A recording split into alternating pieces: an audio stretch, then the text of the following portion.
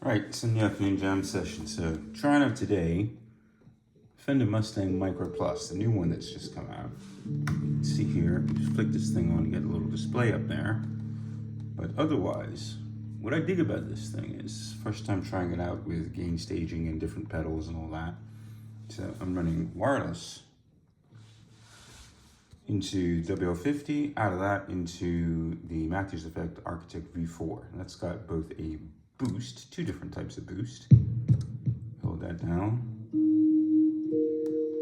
This one type, another type, and you've got four different diode choices to make on it. It's basically a clone, boost, mixed together. And if you hold these things in, then it switches precedence of which one is first in the chain. Flicks and flex, yeah? So what I dig about this is with real pedals, you know, especially this Fender thingy here. Typically, I think when we go out and buy these things, if you say, okay, we're buying a practice amp, then boom, that's it. You just stick the thing in the guitar and go off and you use it the way that all the videos say to use it. Well, this way, in a pedal board, or testing out new pedals, or you know, just making the thing like it is. What I like to do is think of this thing as just 5 blocks of DSP power that can do whatever you want. Run that off to my speaker using Air EX today. It's been what I tend to travel with now, but have a listen. So without all this stuff, I'll turn it up a bit.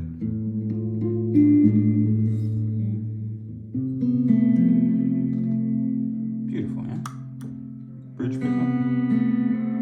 Bit more driven. I'm just controlling everything from the guitar. So I'll back it off a bit.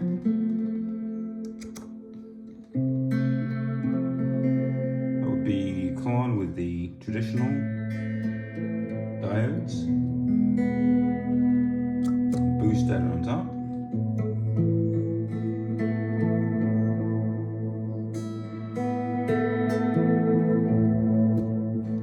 Right, so this lamp thing over here is basically, what's it called?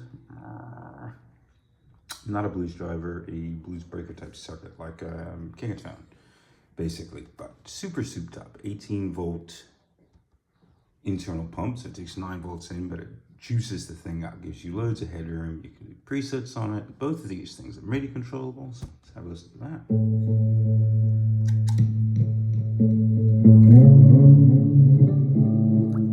I find this is very good in combination with other things. And then on the Fender itself, just using the swirly tones thing, which has a compressor and no other drives, a lovely tape echo, and a whole reverb.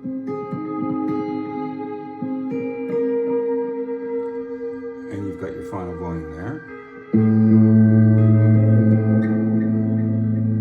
Ambulance passing, obviously. Go on with you. And these things can absolutely crank, but I love the fact that you've got all these extra EQs in here so you can pass all kinds of stuff. Raise the gain on the drive. Let's get right up into gain territory.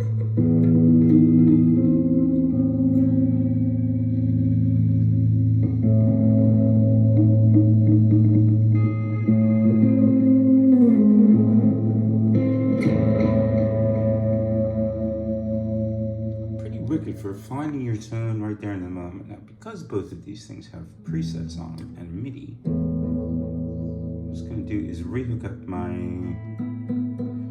MIDI jack and put it through this little Pirate MIDI bridge thingy. What's this thing called? This is all powered by battery, by the way. So typically, I could plug this thing into the wall as well, but that will produce way more noise.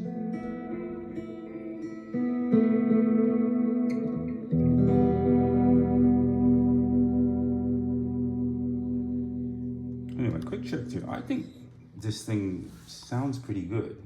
If you slam it with this, maybe that'll go a bit overboard, but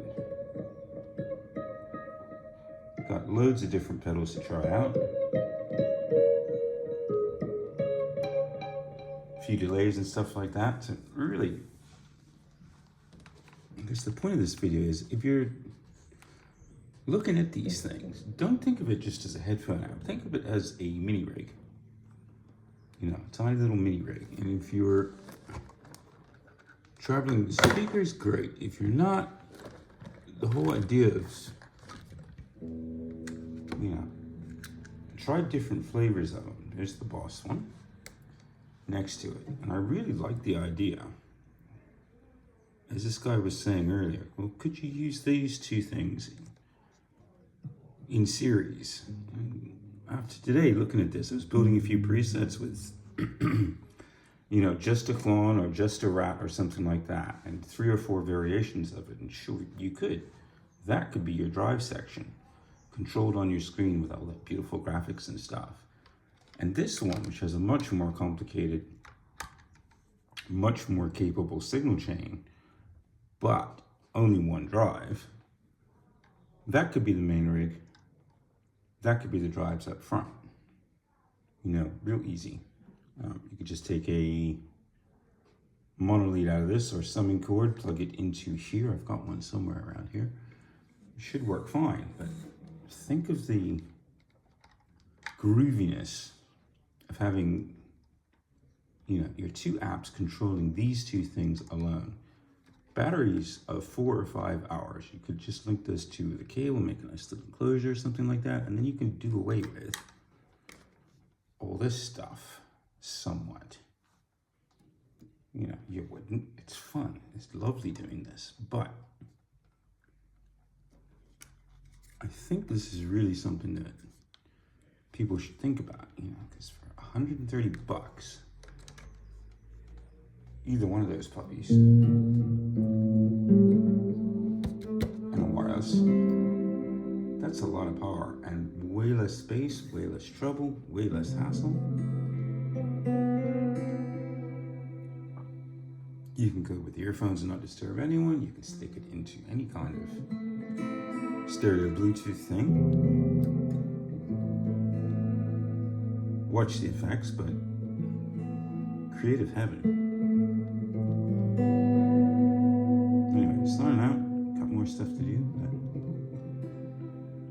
hope you enjoy that. Do check out these things. Rick Matthews does this one. And what's your boy? J Pedals. I can't remember his name now. Something with a J. Really cool guy. Both of these guys also make MIDI controllers, and dudes making MIDI controllers to run their own pedals put a lot of thought into these things.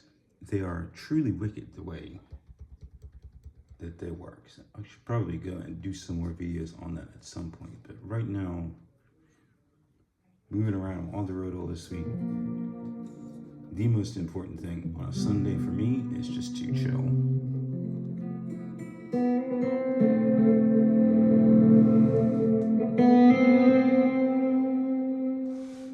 And probably back down this output a bit.